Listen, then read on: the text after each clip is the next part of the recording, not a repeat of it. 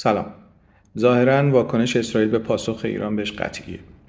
البته این امکان وجود داره که هنوز اسرائیلی خودشون هم ندونن که چه زمانی قراره این حمله رو انجام بدن، به خاطر اینکه به شدت تحت فشار هستن از سمت امریکا و اروپا برای اینکه این حمله طوری باشه که تنش رو فراگیر نکنه در منطقه و یک بحران بزرگ ایجاد نکنه.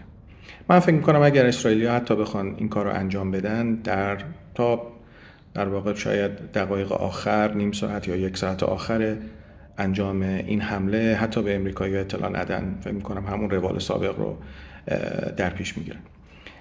اگر اسرائیل نخواد به ایران پاسخ بده، واکنش نشون بده به حمله ایران، احتمالاً مشوق‌های خیلی خیلی بزرگی رو طلب خواهد کرد. اما در نهایت من فکر می‌کنم این گزینه منتفیه و پاسخی در راه خواهد بود. آمریکا مطمئناً از طریق بک چنل با ایران در ارتباط برای اینکه ایران رو راضی بکنه که اگر اسرائیل حمله انجام داد پاسخ ایران محدود باشه و یا اینکه احتمالاً ازشون میپرسه که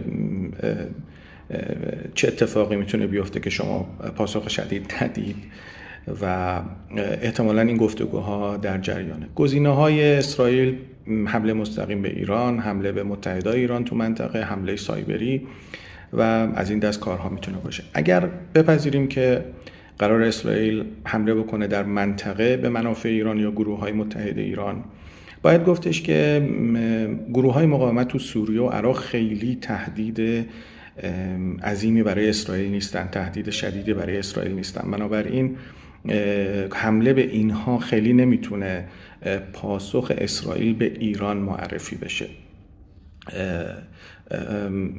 و اون رضایت رو در اسرائیلی ها ایجاد بکنه. اما حزب الله گروهیه که بسیار قدرتمندتره، تهدید بیشتری برای اسرائیل داره، رابطه بنیادی تری با ایران داره و قدرتش هم بیشتره و گفته میشه که حتی قدرتش از قدرت ارتش لبنان هم بیشتره. بنابراین ممکنه که حزب الله یه گزینه باشه. حوثی ها هم همینطور، اونها هم قدرتمندن، در منطقه جغرافیایی قرار گرفتن که میتونن برای اسرائیل تهدید باشه. حمله مستقیم به ایران میتونه اسرائیل رو با حزب الله و گروه های دیگه مقاومت و حوثی ها درگیر بکنه. بنابراین اگر اسرائیل میخواد یه همچین حمله ای رو تدارک ببینه، باید فکر اون سناریوها رو هم بکنه. به طور کلی اگر بخوایم بفهمیم تا حدودی، البته، که در ذهن سیاستگزارهای اسرائیلی چی میگذره، یه مقدار باید خودمون رو بذاریم جای اونها.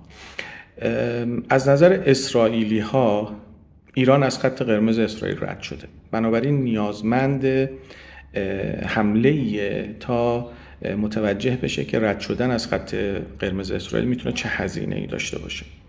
از اون طرف تهدید پاسخ دوباره ایران به شدت و حدت وجود داره. بنابراین یک محاسبه‌ای باید بکنن که اگر این تهدید عملی بشه، اون وقت شرایط به چه شکلی در میاد. اگر واقعا این تهدید ایران عملی بشه، نه به نفع اسرائیل و نه به نفع متحدهای اسرائیل. شاید یکی از دلایل تعلل اسرائیل این باشه که امیدواره که ایران هم محاسبات بیشتری بکنه، یعنی سیاستگزارهای ایران هم محاسبات بیشتری بکنه. شاید اسرائیلی‌ها امیدوارن که بتونن با این تعلل در ذهنیت تصمیمگیران ایران تأثیر بذارن. چون ببینید، ما میدونیم که اسرائیلی‌ها معمولاً در گذشته همیشه به حمله‌ای که بهشون شده سریع پاسخ دادن و همین تعلل چند روزه هم یه مقداری تا به حال غیر منتظره بوده. هرچند عواملش رو در بالا گفتم، اونها میتونه دخیل باشه، ممکنه این عامل هم دخیل باشه در تعلل اسرائیلیا. چون میدونید، ببینید، وقتی بحران در حال تحول هست و سرعت بحران زیاده و مدام اتفاقات جدید میفته با جزئیات جدید، شما نمیتونید بگید که سیاستگزارهای یک کشوری در قبال اون بحران از همون اول تصمیمشون رو گرفتن و بنابراین دیگه تحول اون بحران یا تغییر شکل اون بحران یا تغییر جزئیات اون بحران هیچ تأثیری روی تصمیم اولیه‌شون نخواهد داشت. سیاستمدارهای عاقل، سیاستگزارهای عاقل باید بر اساس روال تحول بحران تصمیم بگیرن. ممکنه این احتمال وجود داره که در طول روند تحول این بحران تغییراتی در تصمیم گیری ایران هم به وجود بیاد. هرچند ایران از همون اول تصمیم اصلیش رو اعلام کرده، اما شما نمیتونید مطمئن باشید که تحولاتی در این بحران شکل نگیره که روی اون تصمیم اولیه تأثیر بذاره یا حداقل شکلش رو عوض بکنه و بتونه یک تصمیم جدیدی از توش در بیاد که ضمن این که تصمیم ابتدایی رو در خودش داره اما یه ملاحظاتی هم در خودش داشته باشه.